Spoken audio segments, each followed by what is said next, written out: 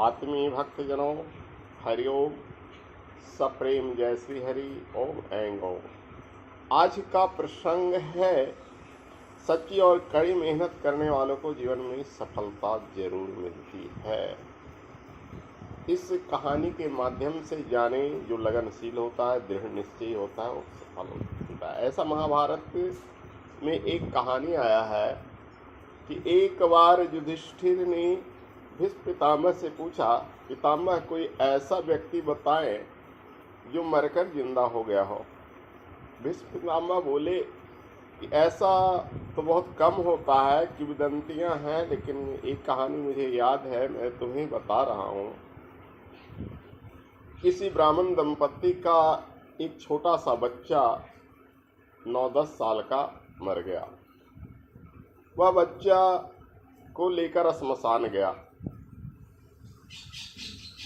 वहाँ बहुत सारे गिद्ध थे जो उसको नोचने के लिए आतंक फैला दिए, इसलिए उसने बच्चे को दफनाया नहीं, वहीं छोड़कर आने लगा। गिद्ध बोला, वो दोनों दंपत्ति रो रहे थे। गिद्ध बोला, अरे रोते क्यों हो, यह संसार तो मृत्युलोक है, यहाँ सबको मरना है, सो जाओ, शोक मत करो। इतने में मांद से एक लोमड़ी निकला और बोला, अरे मूर्ख मनुष्य, तुम अपने बच्चे के छोड़ के जा रहे हो। हम लोग तो इतना स्नेह करते हैं कि बच्चे के मरने के बाद भी बहुत देर तक उसको चिपकाए हुए रहते हैं, और तुम कैसे निष्ठुर माँ पिता हो जो इसे छोड़ के जा रहे हो। यह सुनकर वह रुक गया। फिर गिद्ध बोला, अरे मूर्ख, तुम इस लोमड़ी के बात में नहीं आओ, तुम्हारा बच्चा जिंदा थोड़े होने वाला है, यह तो मर गया है, शाम होने वाली है, चले जाओ। शाम हो चुकी है, जबकि शाम नहीं हुआ था। पुनः वो दंपत्ति जाने लगे। फिर लोमड़ी निकल कर बोला, अरे निष्ठुर पाषाण हृदय व्यक्ति, कभी कभी ऐसा भी होता है कि प्राणी जीवित होता है और मर जाने की जैसा लगता है, कुछ आशा तो देख लो, घंटा 2 घंटा, शायद तुम्हारा बेटा जीवित हो जाए, तुमको एक ही बेटा है। फिर वो दोनों रुक गए और रोना शुरू कर दिए। फिर गिद्ध बोला, अरे मूर्ख, तुम इस लोमड़ी की बात में नहीं आओ, तुम चले जाओ, कोई मरा हुआ व्यक्ति भला जीवित होता है। फिर वो दोनों जाने लगे।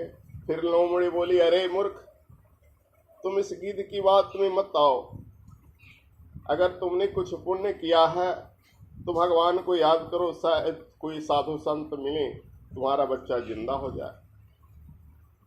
बड़ा असमंजस की स्थिति में वो दोनों फिर रुक गया। अब गिद्ध लोमड़ी में न कुछ होने लगा। दोनों ही भूखे थे। गिद्ध भूखा था कि बच्चा को नोच कर ले जाना चाहता था, सांझ हो जाता तो वो नहीं उसको दिखाई पड़ता, और लोमड़ी भूखा था, लोमड़ी भूखी थी।